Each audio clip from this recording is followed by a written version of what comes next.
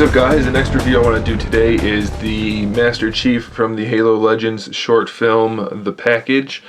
He is a completely new mold, very cool looking figure overall, kind of anime-ish, but still very nice. He comes with the UNSC logo piece that looks like this. I think it's supposed to look like the Earth, but I don't know, it's a little sphere thing that goes at the bottom. We'll set that aside for now. He comes with one frag grenade. It has a hole in it, but it comes with no peg. So unless you want him to hold it, you have no place for it to go. So I would wedge it on his thumb and between his fingers and then just have him hold it. He comes with an assault rifle that has the peg. I left the peg on there. The peg does not fit into his back anywhere back here. It can go on his thigh right there, and he has two peg holes on this thigh. I don't know what that's about, but they're there. The assault rifle, if you'll look, it doesn't really fit into his hand that well. I kind of have it just pinched against his fingers because it's kind of small. It seems a little bit small for him. I think this is the Halo 3 assault rifle and this is a Reach size figure, so it doesn't quite line up.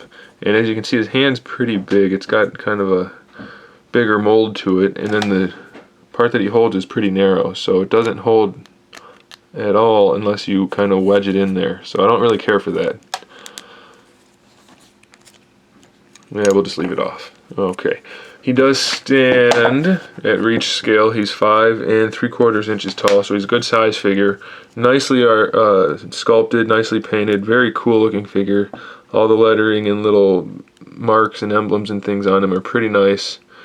He's supposed to look like he has some wear to him, so there are some smudges here and there, but I believe they're intentional. They look like it anyhow. The only real problem I see with the paint is at the waist. There's a little bit of overspray around the armor onto the bodysuit. What are you going to do? Let's talk articulation. The head is on the standard Halo double ball joint, so full range of motion there. Pretty nice. Get some nice poses out of that. Shoulders are the same as Reach. It's this kind of quasi ball joint. Doesn't have the bicep swivel built in, so it's not a true ball joint, but it does have the full range of motion like that, and it goes like this. And if you'll look up close, the shoulder pad is cut out so that it can go over the top part of the shoulder and give him a little bit extra range of motion. The elbow joint is kind of like the Reach joints, except there's no bottom swivel in here in the forearm. It just swivels at the bicep and ratchets right there.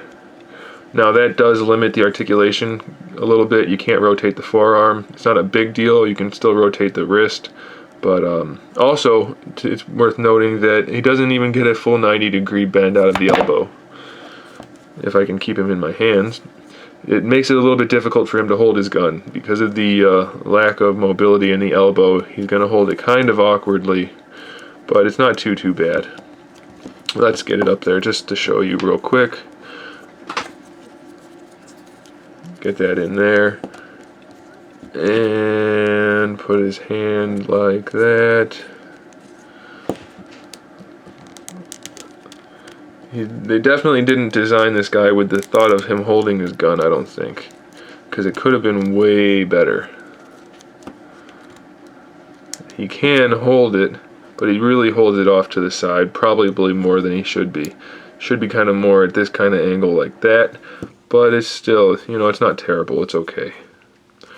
Alright, let's finish off the articulation, if I can get the gun out. There we go. Okay, the wrist is just like Halo Reach. It's got the little tiny ball joint that spins at the forearm and at the hand, and it has a ratchet in there. So full range of motion there. Both hands have this cupped sculpt, no trigger finger. Both arms have the same articulation. Torso has this ball joint type thing. I believe it's a double ball bar joint, but I haven't actually taken one apart, so I'm not positive. I can't see inside, but it moves like that. So there's a ball down here and a ball down here with a bar that they are connected by. So he's got a decent range of motion, good waist twist, decent enough ab crunch. I mean, it's not a huge amount, but it's still there. He has the same type of hips as Halo Reach figures. They swivel front to back like that, and then they flare out the same way. Well, there you can see it right like that. His leg popped off. So if you look, this part swivels, and then this is just like the torso.